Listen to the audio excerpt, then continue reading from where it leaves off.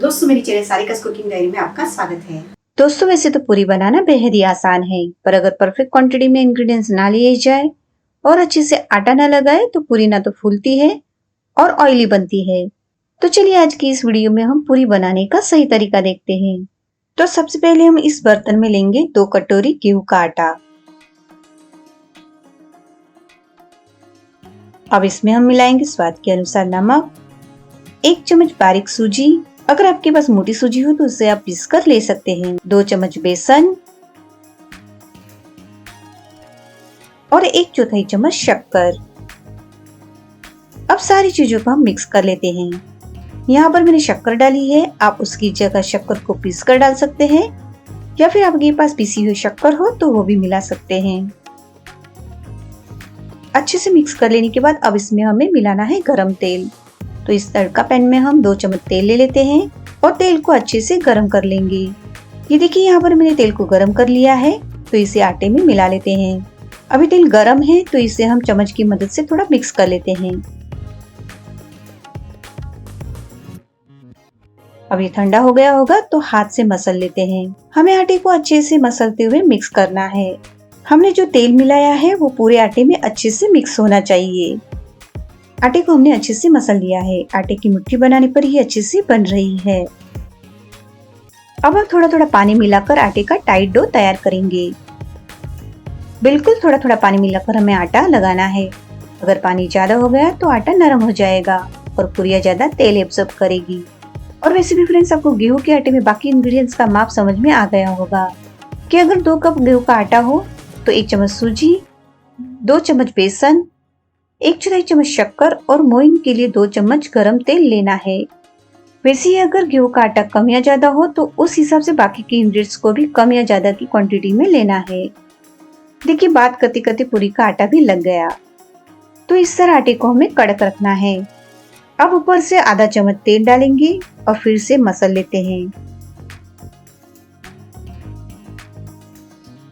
अच्छे से मसल लेने के बाद आटे को 15 से 20 मिनट के लिए रेस्ट देते हैं, जिससे हमने इसमें जो सूजी मिलाई है वो फूल जाएगी। 20 मिनट के बाद हमें आटे को फिर से थोड़ा मसल लेना है। अब इस पूरे आटे को हम 2 पार्ट में डिवाइड कर लेते हैं और एक हिस्से को चकले पर लेकर इसका लंबा रोल बनाएंगे। देखिए इस तरह।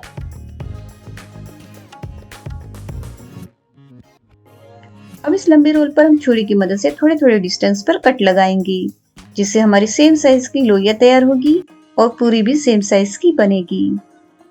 इस तरह लंबे रोल को कट लगाकर लोइयां जल्दी से बन जाती है। अब एक एक गोले को लेकर इसे हाथ से दबाकर चपटा कर लेते हैं, जिससे पूरी की लोई तैयार हो जाएगी। देखिए कितनी आसानी से और जल्दी जल्दी लोइयां तैयार हो गई। इसी तरह हमें दूसरे गोले से भी लोइयां तैयार कर लेनी है। लोई तैयार है तो इन्हें बेल लेते हैं। हमें पूरी को बेलते वक्त आटा या तेल लगाने की बिल्कुल भी जरूरत नहीं, ऐसी ये लोई आसानी से बेली जाएगी।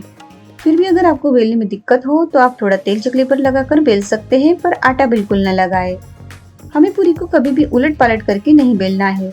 जिस तरफ से आप पूरी को बेलना शुरू करते हैं उसी तरफ से ही बेलते रहना है। ये देखिए, हमें इतनी मोटी पूरी बेलनी है। पूरी को ज्यादा मोटा या ज्यादा पतला भी बेलना नहीं है। अब इसी तरह हम सारी पूरियों को बेलकर एक प्लेट में रखते जाएंगे।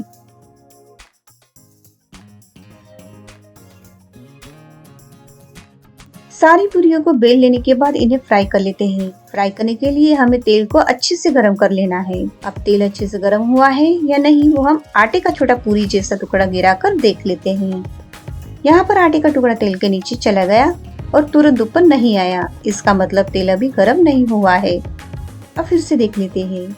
ये देखिए, अब ये टुकड़ा तेल में जाते ही ऊपर आ गया और पूरी की तरह ये भी फूल गया है। इसका मतलब है कि तेल गरम हो चुका है। तो पूरी फ्राई कर लेते हैं। तो एक एक करके पूरी को हम फ्राई करेंगे। ये देखिए, पूरी से ऊपर आ गई है और फूल गई है। मैंने पूरी को चमचा भी नहीं लगाया, फिर भी ये पूरी गुब्बारे की तरह फूल गई। अब इसे तुरंत नहीं पलटना है। अच्छे से एक तरफ से फ्राई हो जाने के बाद ही दूसरी तरफ से पलटकर फ्राई करना है। देखिए फ्रेंड्स, पूरी एक तरफ से सुनहरे रंग की हो गई है, उसी तरह इसे दूसरी तरफ से भी सुनहरे रंग की होने तक फ्राई करना है। वैसे पूरी को फ्राई होने में ज्यादा समय नहीं लगता।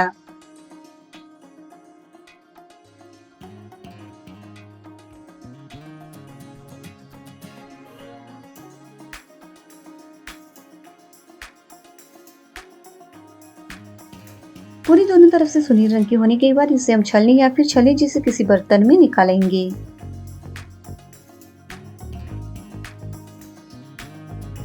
अब दूसरी पूरी फ्राई करेंगे।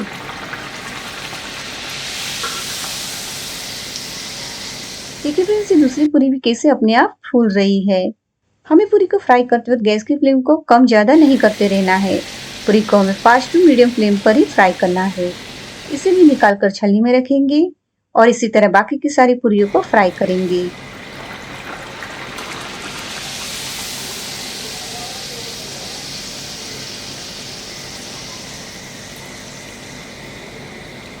हमारी एक के बाद एक सारी पूरियां अच्छे से फूल रही है।